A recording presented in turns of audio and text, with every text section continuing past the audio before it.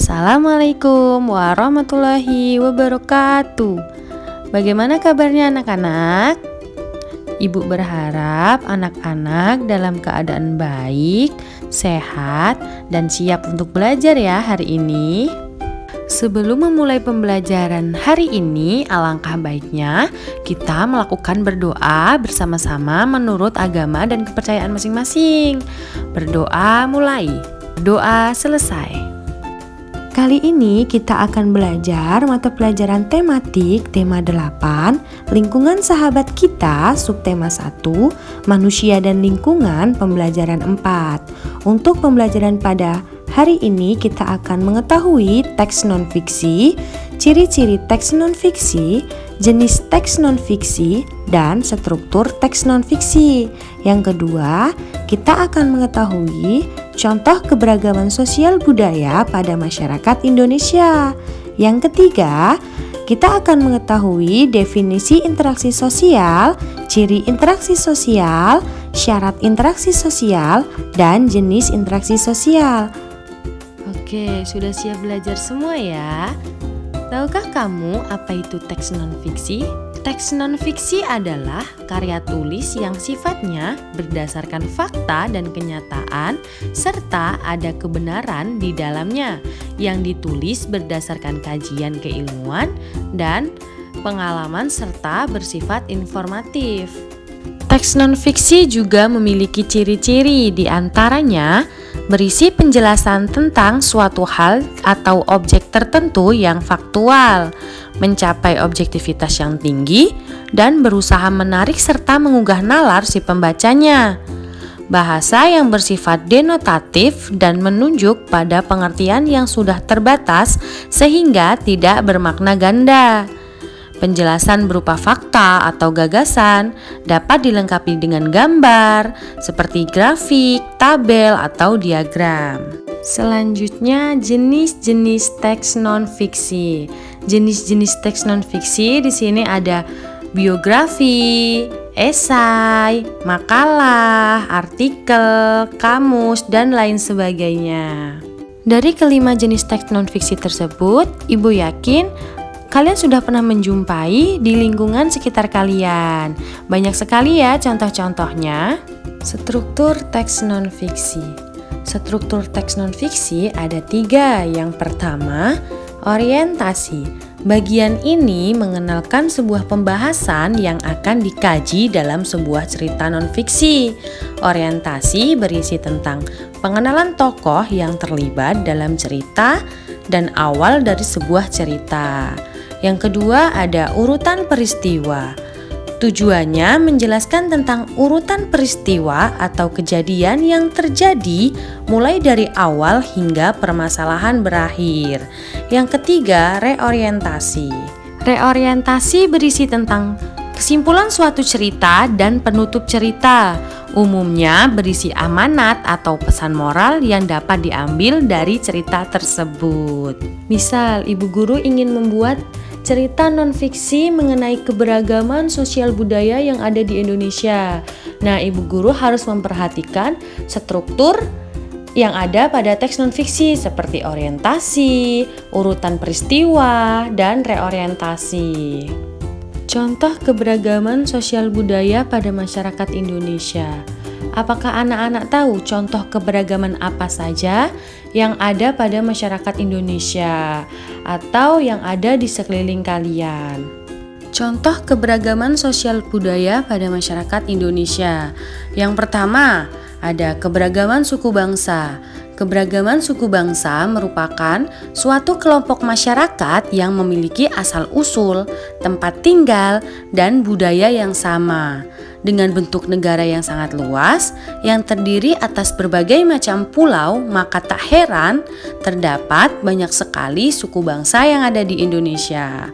Yang kedua ada keberagaman bahasa. Sama halnya seperti suku bangsa. Tiap-tiap daerah memiliki bahasanya sendiri yang digunakan sebagai bahasa sehari-harinya. Terdapat banyak sekali bahasa daerah di Indonesia, yakni seperti bahasa Sunda, bahasa Jawa, bahasa Bali, bahasa Padang, bahasa Lampung, bahasa Palembang, dan lain sebagainya. Selanjutnya ada keberagaman tarian daerah. Keberagaman tarian daerah dalam setiap daerah juga dipengaruhi oleh unsur budaya dan nilai kebudayaan yang berbeda satu dengan yang lainnya. Contohnya, tarian daerah adalah sebagai berikut. Ada tari Saudeti, ada tari Japin, tari Piring, tari Jaipong, tari Yapong, tari Sigepangunten, tari Saman, dan sebagainya. Tidak hanya itu saja, ada keberagaman alat musik. Tiap-tiap daerah di Indonesia memiliki keberagaman alat musik tradisional. Alat musik ini biasanya digunakan pada saat pementasan tarian atau upacara adat. Contoh dari alat musik tradisional seperti angklung, calung, kecapi, sasondo, kolintang, dan gamelan. Tidak hanya itu saja ya, alat musik tradisional itu masih banyak lagi yang berasal dari daerah-daerah yang ada di Indonesia. Negara Indonesia merupakan negara yang memiliki banyak keberagaman. Sehingga negara Indonesia memiliki semboyan Bhinneka Tunggal Ika yang artinya berbeda-beda tetap satu. Oleh karena itu, masyarakat Indonesia harus saling menghargai keberagaman yang ada di sekitarnya dan harus saling tolong-menolong sesama warga negara Indonesia. Nah, di sini Ibu Guru punya gambar. Kegiatan apakah yang kalian lihat dari gambar tersebut? Ya, betul sekali. Pada gambar tersebut terlihat ada kegiatan gotong royong, saling bekerja sama untuk membersihkan lingkungan sekitar. Nah, pada gambar tersebut terdapat interaksi sosial. Apakah anak-anak tahu apa itu interaksi sosial? Interaksi sosial adalah hubungan timbal balik antara individu maupun kelompok untuk menjalin hubungan pertemanan, diskusi, kerjasama yang diterapkan dalam kehidupan bermasyarakat. Ciri-ciri interaksi sosial. Menurut sosiologi Charles P. Lomis, ciri-ciri interaksi sosial diantaranya jumlah pelaku interaksi lebih dari seorang bahkan lebih. Adanya komunikasi di antara para pelaku dengan menggunakan simbol-simbol. Adanya tujuan-tujuan tertentu terlepas dari sama atau tidak sama dengan yang dipikirkan oleh para pengamat. Syarat interaksi sosial meliputi kontak sosial. Dalam pengertian sosiologi, kontak sosial tidak hanya interaksi melalui tatap muka saja, namun melakukan kontak tanpa bertemu langsung, seperti informasi melalui radio, telepon, bahkan surat elektronik. Ini termasuk interaksi sosial yang sudah berkembang di kemajuan zaman. Kontak sosial dibagi menjadi dua. Yang pertama, kontak sosial yang bersifat primer, kontak yang terjadi secara langsung seperti tatap muka. Yang kedua, kontak sosial yang bersifat sekunder. Kontak sosial yang bersifat sekunder ini terjadi secara tidak langsung atau menggunakan media penghubung seperti telepon, surat elektronik, bahkan melalui pesan media sosial. Selanjutnya ada komunikasi. Dalam interaksi sosial, komunikasi merupakan hal yang sangat penting dengan maksud adanya saling mengungkapkan perilaku, entah itu dalam berbicara, sikap, bahkan gestur untuk menyampaikan pesan. Unsur-unsur dalam berkomunikasi diantaranya ada komunikator. Komunikator adalah seseorang atau sekelompok orang yang menyampaikan pesan untuk menjadi sumber dalam sebuah hubungan atau keterkaitan. Yang kedua, komunikan adalah seorang atau kelompok yang menerima pesan dari komunikator. Selanjutnya ada pesan. Pesan adalah suatu hal yang harus disampaikan oleh komunikator. Pesan yang biasanya berisikan informasi, pertanyaan, bahkan pengungkapan emosional atau perasaan. Yang keempat ada media. Media adalah perantara untuk menyampaikan pesan, Media komunikasi dapat berupa lisan, tulisan, gambar, bahkan film, biasanya memberikan pesan tersurat. Yang keempat ada efek. Efek adalah perubahan yang diharapkan terjadi pada komunikan setelah mendapatkan pesan dari komunikator. Contoh interaksi sosial. Interaksi sosial individu dengan individu. Interaksi sosial individu merupakan pertemuan antara seseorang dengan individu lain yang bertujuan untuk memberikan aksi atau respon untuk menjadi teman dan mengarah ke arah bekerja sama jika reaksinya positif. Namun, jika reaksinya negatif, kemungkinan akan muncul konflik atau pertentangan. Contohnya, jika bertemu saling menyapa, bertanya dan menginformasikan tentang apa yang dibutuhkan. Yang kedua, mengajak bermain-main sepeda bersama adik. Yang ketiga, guru mengajari les pada seorang murid. Dan tidak hanya itu saja, banyak contoh lainnya yang kalian temui di sekitar kalian. Kemudian ada interaksi sosial individu dengan kelompok. Interaksi sosial individu dengan kelompok pada salah satu, bahkan kelompok yang lebih besar, biasanya terdiri lebih dari 3 orang, yang dimana akan memberikan informasi entah itu promosi bahkan seminar.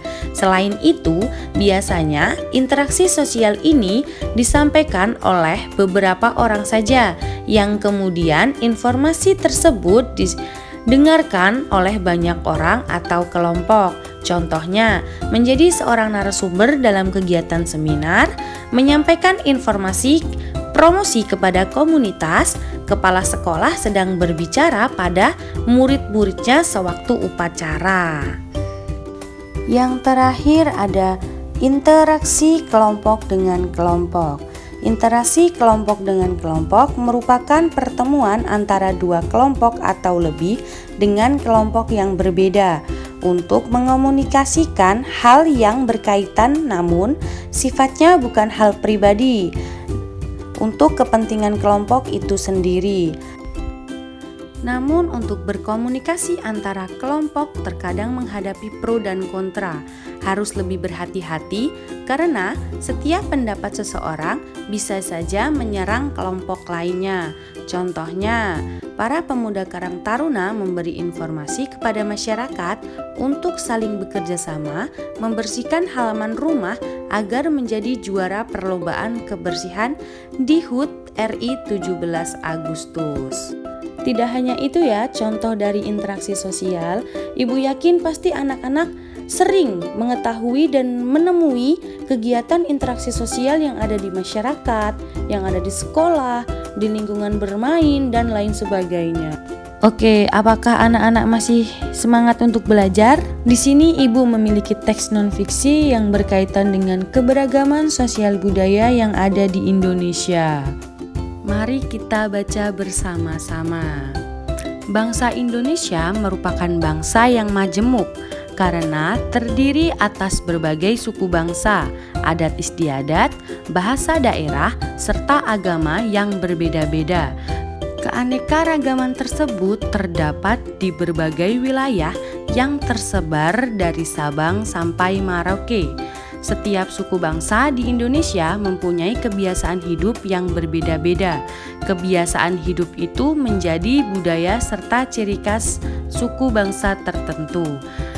Demi persatuan dan kesatuan, seharusnya kita menyadari dan menghargai keanekaragaman tersebut, sehingga dapat menjadi satu bangsa yang tangguh.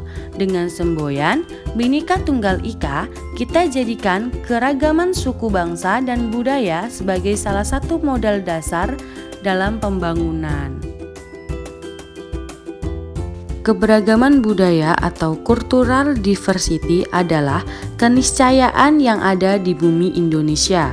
Keberagaman budaya di Indonesia adalah suatu yang tidak dapat dipungkiri keberadaannya.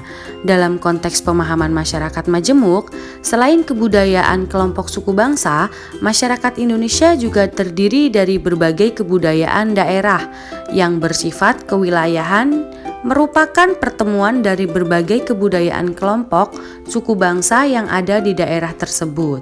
Dengan jumlah penduduk 200 juta orang, di mana mereka tinggal tersebar di pulau-pulau di Indonesia.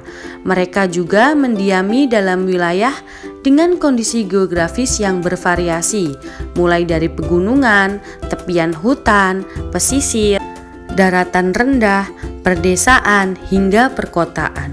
Hal ini juga berkaitan dengan tingkat peradaban kelompok-kelompok suku bangsa dan masyarakat di Indonesia yang berbeda.